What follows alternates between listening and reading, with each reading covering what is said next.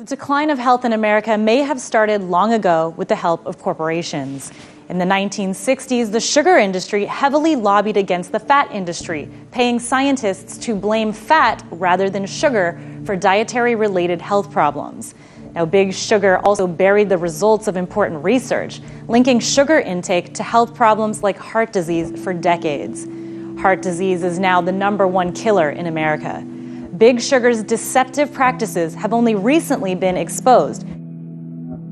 You eat real food, yes. You're going to be in a pretty good place. It's not that hard. I often teach at churches, and I say it's really easy. Just ask yourself, did God make this or did man make this? Did God make a Twinkie? No. Did God make an avocado? Yes. It's pretty simple. So most of the stuff we eat are food-like substances. They're highly processed, highly refined, which drive diabetes, obesity, heart disease, chronic disease, and we really should be eating food. Yeah, would you say if God made it, keep it? What did you say? God made it, eat it. Eat it. If man made it, leave it. It's what we do to our food here. You got GMOs now. You got all these preservatives. Everything in the store has to have a shelf life of 30 days. So they put chemicals on everything. We got chemicals in our water supply. We got chemicals used by farmers far too much that gets into the dirt, it gets into the water system, and it gets to where today you can't even drink water out of a stream because it will be polluted by chemicals, which 50 years ago you didn't have that problem. So the big problem to me is what we're doing in the creation of our food. We're worried more about quantity instead of quality. People understand that certain foods in the food supply are addictive. So sugar mainly and processed foods are designed to be addictive. You know, I met with top leaders in the food industry, and they explained to me how they have taste institutes where they hire craving experts to create the bliss point of food and heavy users. I mean, these are their internal terminology about creating addictive foods, and they harvest taste buds and put them in the lab, and then they test different things against them to create the most pleasurable experience. And we know biologically that it affects your brain like cocaine or heroin or alcohol, and that we can map that out. Because of the lobbying industry's power, Americans today consume more sugar than they have in history. Do you think the government should force the food industry to be honest with consumers? How can such major lies be kept from the public and told to them for so many decades? Money and lobbyists, simple. It's the system. I gripe about it all the time. The Democrats and Republicans have created a system of bribery. You go bribe them, you get what you want. The sugar industry bribes them, so therefore they don't educate us on it. They allow sugar because they're paying the bills to put it in everything we eat. And here's the hard truth. Americans are fat and getting fatter. A shocking new report from the Centers for Disease Control shows America's obesity rates show no signs of slowing down. The CDC reports that 40% of American adults are obese. That's 2 out of 5 people. Enough of this stuff. You know, one day I was at Sirius Radio, and I was sitting in the green room. There were about a dozen of us sitting in there. I was the only person in that room not looking at a cell phone or playing with one. You know, technology's wonderful, but you still gotta do things. You gotta walk, you gotta exercise. Take care of your body. It's the only house you have to live in on this planet, truly. It isn't the house over your head, it's the house you live in, your own body. Take care of it like you would your house at home. We're living in a time where we have access to so much information, almost too much information. When I saw that thing about medicine, food being a medicine in your book, I thought it made me think about what medical students are learning about food. Nothing. What are they learning? Nothing. Yeah. I mean, 25% of schools have the required amount of nutrition education in medical school. And of that, it's usually about like nutritional deficiency diseases like scurvy or malnutrition like kwashiorkor or marasmus, which is stuff we don't see. Our doctors aren't being trained the way they should. And what else? Because we're sort of battling systemic. Right. There's a number of reasons we're so confused. First, doctors don't learn anything about nutrition. 2, the food industry funds a lot of research. Right. So if the food industry funds a study, it's 8 to 50 times more likely to show a benefit for that product. The Dairy Council funds a study on milk, guess what? It's a health food. If the soda industry funds a study on soda and obesity, guess what? There's no link. In 2015, the suicide rate among underage girls in the United States reached a 40-year high. Has life in this country really become so miserable? What do you think is causing this? Is it bullying, body image problems, social media? Why women? Boy, I don't know. I'm not a psychologist. That's a tough one to ask me, Brigida. But it's obviously something we need to look at, because whenever you see a spike in something like this, there always seems to be a root cause. Something is causing it to happen. All these kids with the emotional problems today. I remember I didn't see that when I was a kid. But at a certain point, it dawned on me that given my background, I was able to sort of put on my journalist hat and really dive into the research to explore the mechanisms at play that were robbing my mom of her brain power. And the optimism that I was reading in the medical literature was a stark contrast to the sort of neurological nihilism that I experienced in doctors' offices with her.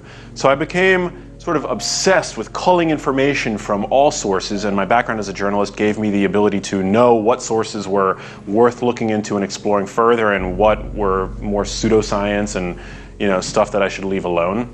And I decided to basically reach out to researchers around the globe, and at this point I've read hundreds, if not thousands, of medical research papers. I've interviewed some of the top research scientists in the world.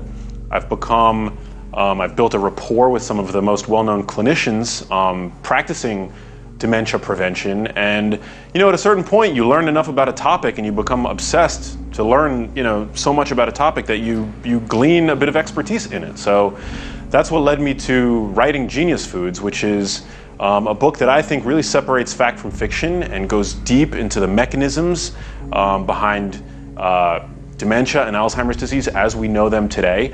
But it's also a book about optimizing the way that your brain works in the here and now, because something that very few people realize is that the same things that you can do that'll minimize your risk for some of these awful diseases that we're talking about actually also make your brain work better so that you can feel happier, have more energy. This is incredible, and it's something that very few people know about.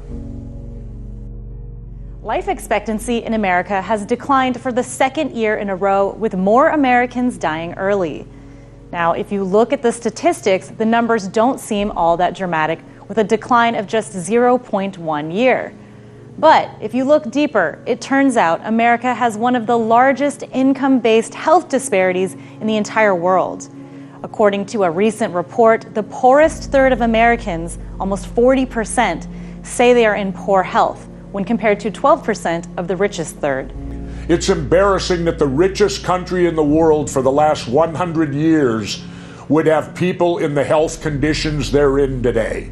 We have money to fight wars all the time. I harp on this all the time. We have plenty of money to kill people.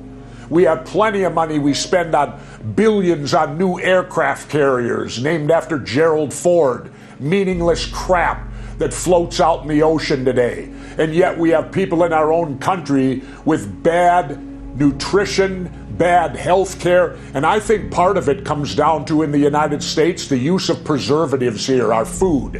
When I go off the grid, I eat organic food that will spoil in a week. All the food in the United States has a shelf life of at least 30 days, all these chemicals they put on it. Well, to me, that's the answer. It's what we're doing with these GMOs and these chemicals has to be part of the reason why our health care is beginning to fade. It's a well-known fact that America is one of the most obese nations in the world, as you said, and the problem is only getting worse. Now, according to the most recent reporting, 40% of American adults are obese. That's nearly half of all adults, Governor. And children aren't faring any better. Almost 20% of our nation's children suffer from excessive weight. That's too much. Today, more people die from overeating than starvation and human violence. It seems like we're fighting a war on ourselves, doesn't it, Governor? Yes, it does, and it's a stupid war. And look at our lifestyle today. Everybody lives with the cell phone. Everybody lives with the computer, all the way down to our smallest children. I remember when I was a kid, you went out in the backyard and played. You went down to the park and played. You did physical things. That's the other thing we need to look at. Physical training. You can't sit on your ass all day long and think you're going to be physically fit. Dietary treatment guidelines for people with something called mild cognitive impairment were just a couple months ago updated to include exercise. So your doctor might as well write exercise on the prescription pad. Everything can't be solved with a drug, and a lot of plants and a lot of nutrition and things like that can do things naturally that something created in a laboratory can do. Why would you choose the laboratory when you got the natural the way it was meant to be? Thousands of years ago with Hippocrates, who said, let food be thy medicine, medicine be thy food. But now we think of food mostly as energies, calories, right? Calorie restriction is the way to lose weight. You want to eat less, exercise more, except there's really no evidence that that works because we've been getting fatter and fatter. Mm-hmm. And we're getting that advice from our doctors, our nutritionists, from the government, from food industry, which should make you suspicious.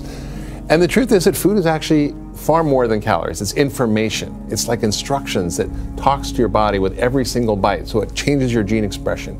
It regulates your hormones. It changes your immune system, can create inflammation or reduce inflammation. It affects your microbiome, affects your brain chemistry, literally with every single bite. So it's like code that programs your biology. And if you're putting junk in, you're going to get junk out.